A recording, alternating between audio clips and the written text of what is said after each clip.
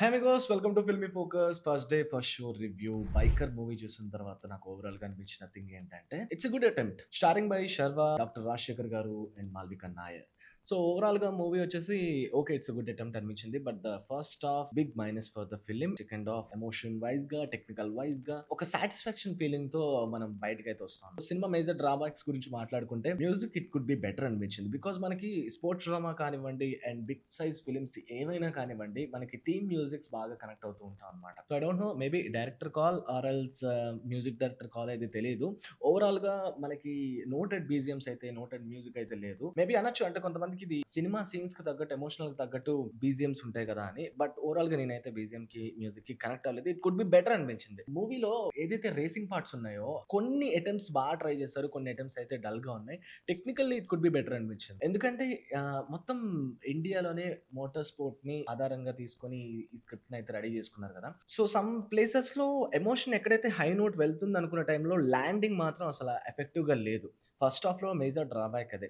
చాలా సీన్స్ కి మనం రిలేట్ అవ్వం, కనెక్ట్ అవ్వం. బట్ సెకండ్ హాఫ్ లో ఎమోషన్ వైజ్ గా బాగా పే ఆఫ్స్ అయితే ఇచ్చుకున్నారు. ఫస్ట్ హాఫ్ లో ఎక్కడెక్కడైతే స్టోరీని ఎవాల్వ్ చేశారో అది కొంచెం లిటిల్ బిట్ తొందరగా స్టోరీ స్టార్ట్ అయి ఉంటే బాగుంది అనిపించింది. వెయిటింగ్ చేస్తూ ఆ స్టోరీ ఎఫెక్టివ్ గా అనిపించకుండా ఫస్ట్ హాఫ్ వల్ల. అండ్ ఇంటర్వెల్ బ్యాంక్ కూడా ఎక్స్పెక్టెడ్ మోర్, బట్ అది మేజర్ డ్రాబ్యాక్ అనిపించింది. బట్ సెకండ్ హాఫ్ లో స్టోరీ పికప్ అవడం చాలా జరుగుతుంది. సో ఓవరాల్ ద స్టోరీ వచ్చేసి నేను స్పాయిలర్స్ ఇవ్వాలనుకోవట్లేదు. బట్ ద థింగ్ ఏంటంటే, నాన్న 25 years నాన్న తన ఆశని కొడుకు మీద చూపించి, కొడుకు ఎలాగైనా ఛాంపియన్ అవ్వాలనుకున్న టైంలో కొడుకు తీసుకున్న డెసిషన్స్ వల్ల నాన్న ఎంత బాధపడ్డాడు, ఎండ్ ఆఫ్ ద డే నాన్న ఆశ తీర్చారా లేదా అనేది ఓవరాల్ స్టోరీ లైన్. మీకు అక్కడక్కడ కొన్ని ప్రీవియస్ మూవీస్ కనిపిస్తాయి. నేను కంపారిటివ్లీ నేనేం చెప్పటం లేదు. బట్ ద థింగ్ ఏంటంటే ఆ ఫీలింగ్ అయితే వస్తుంది. పర్ఫార్మెన్స్ వైజ్ గా శర్వా గారు అయితే అద్దరు కొట్టేశారు. ఆయన లుక్స్ ఏంటండి, అసలు ఏజ్ కనిపించదా ఆయనకి? నాకు అర్థం కావట్లేదు. ఆ ట్రాన్స్ఫర్మేషన్ అయితే అదిరిపోయింది. ఎస్, ప్రాణం పెట్టి చేశారు. I believe it. సినిమా చూస్తున్నంతసేపు అది ఖచ్చితంగా కనిపిస్తుంది. ఆయన లుక్ కానివ్వండి అండ్ రెట్రో ఫీల్స్ కానివ్వండి. అండ్ రాజశేఖర్ గారు ఆయన పరిధిలో అదరగొట్టేశారు. ఎక్కడెక్కడైతే ఆయన ప్రెజెన్స్ కనిపిస్తుందో మనకి ఖచ్చితంగా నోస్టాల్జియస్ ఫీల్స్ యాడ్ ఆన్ అవుతూ ఉంటుంది. మనకి ఆయన ప్రీవియస్ వర్క్స్ గుర్తొస్తూ ఉంటాయి. అండ్ నా క్లైమాక్స్ పార్ట్‌లో ఆయన లిటిల్ బిట్ బ్రేక్ డౌన్ అయ్యేటప్పుడు నాకు కూడా టీయర్స్ రోల్ అయ్యాయి ఐస్‌లో. మేబీ ఇట్ వర్క్స్ అలాట్ అనిపించిందనమాట. And the thing, Abhilash Reddy nice attempt but not better good attempt అని చెప్పొచ్చు. టెక్నికల్లీ బావుంది. రేసింగ్ పార్ట్స్ చాలా బాగా తీశారు. అండ్ యెస్, మోటార్ స్పోర్ట్స్ ఇష్టం ఉన్న వాళ్ళకైతే ఇంకా బావుంటుంది. నెరేటివ్‌లో పేపర్ మీద ఉన్నట్టు కనిపించిన స్టోరీ వరకు అయితే గుడ్. నిజంగానే బావుంది. స్టోరీ లైన్ గాని, లాగ్ గాని. బట్ ఆ స్క్రీన్ ప్లే గాని or else predictive screen play అయిపోయింది. ఎవ్రీ సీన్‌ని మనం ముందుగానే గెస్ చేసేస్తున్నాం. బికాస్ ఆఫ్ ఈ కైండ్ ఆఫ్ ఫిల్మ్స్ మనం ప్రెడిక్టివ్ స్క్రీన్ ప్లే అనేది చాలా రాంగ్ డెసిషన్ అనిపించింది. ఎందుకంటే ఎక్కడైతే మనం ఎమోషనల్‌గా కనెక్ట్ అవ్వాల్సిన ప్రతి సీను మనం కనెక్ట్ అవ్వం. సెకండ్ హాఫ్‌లో కనెక్ట్ అయినట్టు ఫస్ట్ హాఫ్‌లో ఐ డోంట్ నో ఆ కాల్ ఎందుకు తీసుకున్నారు. ఈవెన్ దో ఎక్కడైతే interval bang we will expect కదా. అసలు అరే ఏమైందిరా? ఇంటర్వెల్ ఏంటి? ఎందుకు? ఇంకొంచెం బెటర్‌గా ఉంటే బావుండు గదా! ఆ బ్యాంగ్ ఆన్ ఎక్కడుంది అనేది మనకి కనిపించదు. మేబీ స్క్రీన్ ప్లే రాసుకునే టైంలోనో లేదంటే పేపర్ మీదో ఆ ట్రాన్స్‌లేట్ అవ్వడం ప్రాబ్లమ్ అనిపించింది. బట్ లాగ్ లైన్ బావుంది. End of the day short divisions కూడా కొంచెం బానే అనిపించాయి. ఆ స్క్రీన్ ప్లే నరేటివ్ అనేది స్క్రీన్ మీద ట్రాన్స్‌లేట్ అవ్వడం ఎక్కడో డ్రాబ్యాక్ అనేది మేజర్ అనిపించింది. మనకు తెలుసు రాజశేఖర్ గారు తెలుసు. ఆయన పెర్ఫార్మన్స్ తెలుసు అండ్ శర్వా గారి పెర్ఫార్మన్స్ తెలుసు. బోత్ ఆర్ సీనియర్స్ అండ్ వాళ్ళ నుంచి సూపర్బ్‌గా రెస్పాన్స్ తెచ్చుకోవచ్చు మనం. అంటే లైక్ వాళ్ళిద్దరు యాక్టింగ్ వైస్‌గా. ఎందుకో ఇంకా బెటర్‌గా అభిలాష్ గారు వాళ్ళిద్దరి దగ్గర నుంచి పెర్ఫార్మన్స్ ఎక్స్‌ట్రాక్ట్ చేసుంటే ఇంకా బావుండనిపించింది. ఇంకా స్కోప్ చాలా ఎక్కువుంది కదా ఎమోషన్స్‌కి.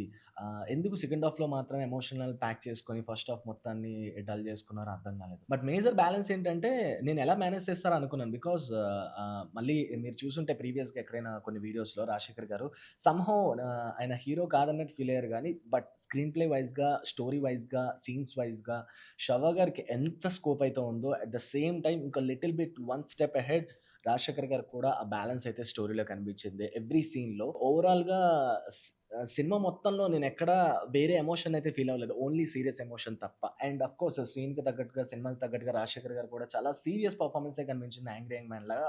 అది ఆ టైటిల్‌కి మాత్రం జస్టిఫికేషన్ అయితే అయిపోయింది సినిమాలో. వై డోంట్ ఇంకొక ఎమోషన్‌ని క్యారీ చేయొచ్చు కదా సినిమా మొత్తంలో. ఎక్కడైనా ఎఫెక్టివ్ అవుతదనుకున్నారో స్టోరీ, ఎక్కడైనా డ్రాబ్యాక్ అవుతదనుకున్నారో నాకైతే తెలీదు గానీ, కంప్లీట్‌గా 2 ½ అవర్స్‌లో మీరెక్కడ వేరే ఎమోషన్ అయితే ఎక్స్‌ట్రాక్ట్ చేయదు స్టోరీ. అది మేబీ డైరెక్టర్ కాల్ ఇలానే వెళ్దాం అనుకున్నారో నాకైతే అర్థం కాలేదు. 2 ½ అవర్స్‌లో it's not about complete serious movie కదా. ఈవెన్ దో మనం చాలా సీరియస్ మూవీస్ చూసినా అక్కడక్కడ we can extract some other emotions as well. But the problem is 2 ½ hours మనం కంప్లీట్‌గా ఒక సీరియస్ ఫిల్మ్‌ని, వెరీ సీరియస్ ఫిల్మ్‌ని చూస్తున్న ఫీలింగ్ అయితే వస్తదనమాట. అండ్ మేజర్ డ్రాబ్యాక్ ఏంటంటే, ఐయామ్ నాట్ జడ్జింగ్. మనం తీసుకునే స్పోర్ట్స్ బ్యాక్‌డ్రాప్ అయితే ఏదైనా మనకి బాగా అలవాటైన స్పోర్ట్స్ బ్యాక్‌డ్రాప్ తీసినట్లయితే అది వైడర్ ఆడియన్స్‌కి రీచ్ అయ్యి కరెక్ట్ ఉంటుంది. మనకు తెలుసు క్రికెట్ అనేది మనలో కలిసిపోయింది. And other things of course hockey లాంటి స్పోర్ట్స్ డ్రామాస్ కూడా సూపర్ హిట్ అయ్యాయి కాదనటం లేదు. కాకపోతే ఈ స్పోర్ట్స్ డ్రామాలో ఎక్కువగా emotional connector and hookup point ఎక్కువగా లేకపోవడం వల్ల అది మేజర్ డ్రాబ్యాక్ అనేది నాకైతే అనిపించిందనమాట.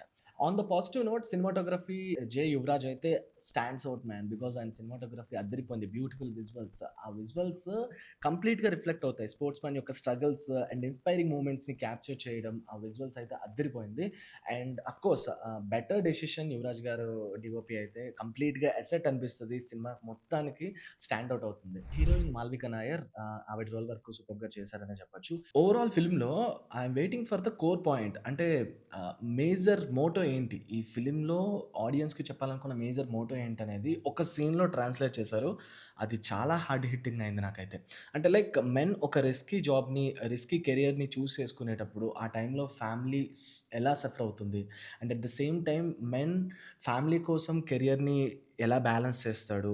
కెరియర్ వదులుకోవాలా? ఫ్యామిలీ కావాలా? అనేది ప్రతి ఒక్క మెన్‌కి ఆ పాయింట్ వస్తుంది లైఫ్‌లో. అది మాత్రం స్క్రీన్ మీద బాగా ట్రాన్స్‌లేట్ చేశారు. అది వెయిట్ యాడ్ ఆన్ చేసింది స్టోరీకి. సో, ఆ ఒక్క పాయింట్‌లో మాత్రం బాగా నచ్చింది. వన్ టైమ్ వాచబులా అంటే యెస్.